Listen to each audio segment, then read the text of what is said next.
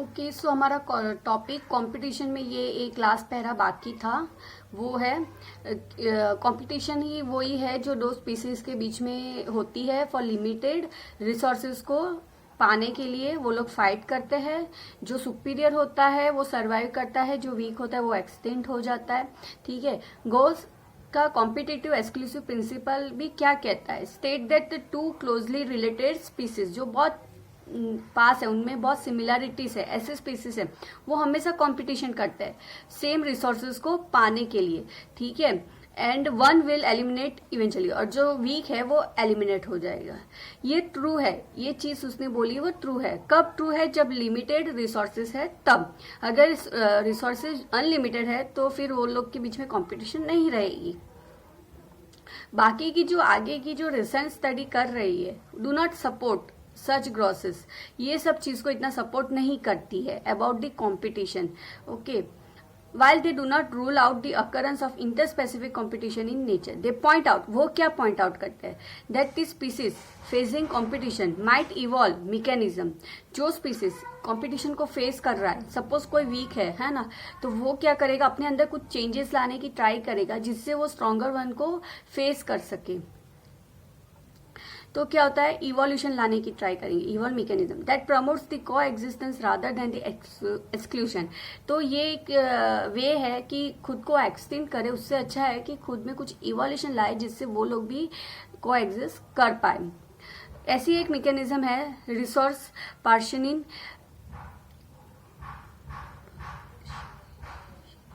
उसमें क्या होता है कि दो स्पीसीज होते हैं, वो कॉम्पीट करते हैं सेम रिसोर्सेज के लिए। ठीक है। पर क्या है, दोनों को अगर कंपटीशन नहीं करनी है ना, तो जो स्ट्रॉन्गर है वो तो कुछ जाने नहीं देने वाला है, वो तो बोलेगा मैं यही खाना खाऊंगा। बट वीकर वन है, वो क्या सोचेगा कि बेटर है कि मैं अपने आप को एक्सटेंड करूं, उससे अच्छा मैं अपना फीडिंग खाना ही दूसरा सिलेक्ट कर दूं। ठीक है, जो अभी एबेंडेंट फॉर्म में मिल रहा है। तो इस तरह से वो कंपटीशन को अवॉइड करेगा, है ना। डिफरेंट फॉरेजिंग पैटर्न अवॉइड और नई नई खाने की वे को वो फाइंड आउट करेगा। मैक आर्थर ने भी यही चीज शोर किया है दैट 5 अगर क्लोजली रिलेटेड स्पीसीज है वेबलर्स की, एक बर्ड है, छोटा सा बर्ड होता है, अच्छा उसका साउंड होता है, म्यूजिकल उसका साउंड होता है, अगर एक ही ट्री पे रह रहे, ठीक है, अभी उन 5 को एक ही ट्री पे रहना है तो कंपटीशन को अवॉइड करना पड़ेगा, वरना कोई ना कोई तो एक्सटिंक्ट हो ही जाएगा। तो वो अपना बिहेवियर पैटर्न्स को, अपनी फॉरेजिंग मतलब अपने खाने की पैटर्न को सब लोग चेंज कर देंगे, जिसकी वजह से 5 स्पीसीज आराम से एक ही ट्री पे रह सकते हैं। ठीक है। Now is parasitism. ओके, तो जो ये पैरासाइट्स होते हैं, हाँ, ये हमें पता है कि होस्ट पे सरवाइव करते हैं। ठीक है। तो पैरासाइटिज्म में मतलब वही एक एक्सप्लेनेशन है कि एक दो अलग अलग बिल्कुल दो अनरिलेटेड स्पीसीज के बीच में ये रिलेशन बनता है। ठीक है। एक स्पीसीज है जो खुद अपने आप खाना नहीं बना सकता, अपने आप सरवाइव नहीं कर सकता है, वो किसी को फाइंड करेगा, दूसरे स्पीसीज को ऐसा होस्ट वो सिलेक्ट करेगा और वो 2 तरह से उस पर सर्वाइव करेगा, उसके अंदर घुस के सर्वाइव होगा या फिर उसके ऊपर रह के सर्वाइव होगा। ठीक है। तो ये एक टाइप है पैरासाइटिज्म की, 2 टाइप है, एंडो एंड एक्सो, जो हम आगे टॉपिक में स्टडी करेंगे। ओके, तो ये टॉपिक में हमें वही है कि पैरासाइटिक जो मोड होता है free lodging and the mills, free सब पाने के लिए होता है। ठीक है, क्योंकि वो लोग खुद अपना नहीं कर सकते। पैरासाइटिज्म जो है वो इवॉल्व होता है। ठीक है, उनमें भी इवोल्यूशन आती है। क्यों इवोल्यूशन आती है? अगर कोई होस्ट स्पीसीज है, उस पे ये पैरासाइट कोई सरवाइव कर रहा है, तो होस्ट स्पीसीज क्या करेगा? अपने अंदर इवोल्यूशन लाना स्टार्ट कर देगा। क्यों अपने अंदर इवोल्यूशन लाना स्टार्ट करता है? क्योंकि वो चाहता है कि ये पैरासाइट जो स्पीसीज है वो मेरे से दूर हो जाए, है ना, दूर हो जाए, इसीलिए वो अपने अंदर चेंजेस लाना स्टार्ट करता है।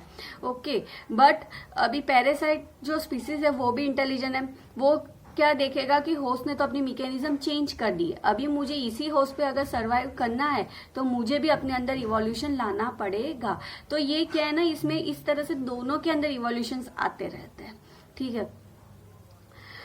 ये the parasites has to evolve mechanism to counteract and neutralize them in order to be successful with the same host species. Okay, तो यही है कि वो लोग भी अपने अंदर इवोल्यूशन लाते रहते हैं। ओके, अभी जो पैरासाइट्स होते हैं वो इवॉल्व होते हैं, स्पेशल एडेप्टेशंस अपने अंदर बहुत सारे इवोल्यूशन लाते हैं, ठीक है।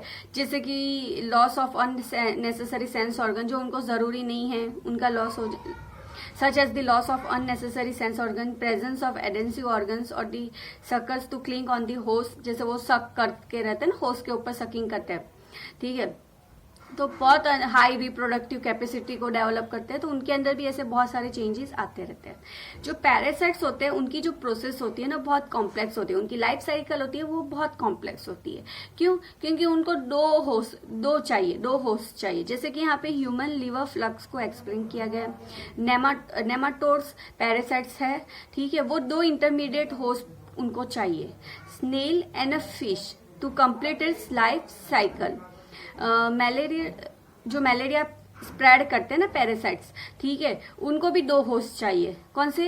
जो एंडोफ्लाइट्स होती है, हाँ, और ह्यूमन होते हैं, है ना। एंडोफ्लाइट्स होती है जो उनको लेके जाए और ह्यूमन के अंदर डाले, और फिर ह्यूमन के अंदर वो अपना फर्दर प्रोसेस को ग्रो कर सके, है ना। तो ऐसी उनको 2 चीज उनको चाहिए होती है, 2 इंटरमीडिएट होस्ट की नेसेसरी होती है, इसीलिए इनकी लाइफ प्रोसेस बड़ी कॉम्प्लेक्स होती है।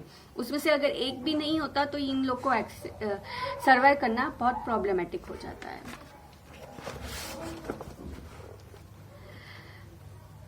ज्यादातर पैरासाइट्स होते हैं वो हार्म करते हैं होस्ट को। दे में रेड्यूस, किस तरह से होस्ट को हार्म करते हैं? उनकी सर्वाइवल को रेड्यूस करते हैं, ग्रोथ को रेड्यूस करते हैं, रिप्रोडक्शन ऑफ द होस्ट को पे अफेक्ट करते हैं, पॉपुलेशन डेंसिटी को अफेक्ट करते हैं, तो बहुत प्रॉब्लम होता है, ठीक है। तो इस तरह से पैरासाइट्स का होता है, मतलब वो फिजिकली वीक कर देते हैं होस्ट को। ओके, पैरासाइट्स जो होते हैं that feed on the external, मतलब अभी मैंने बोला 2 टाइप के पैरासाइट्स होते हैं, एंडो एंड एक्सो। तो जो एक्सटर्नल सरफेस ऑफ होस्ट पे सर्वाइव करते हैं उसको एक्टो पैरासाइट्स बोलते हैं। ओके, उसको बोलते हैं एक्टो पैरासाइट्स। ओके, जो बाहर के सरफेस पे सर्वाइव करते हैं, जैसे कि lice on the humans and the ticks on the dog, ये एग्जाम्पल्स होते हैं एक्टो पैरासाइट्स के, ठीक है।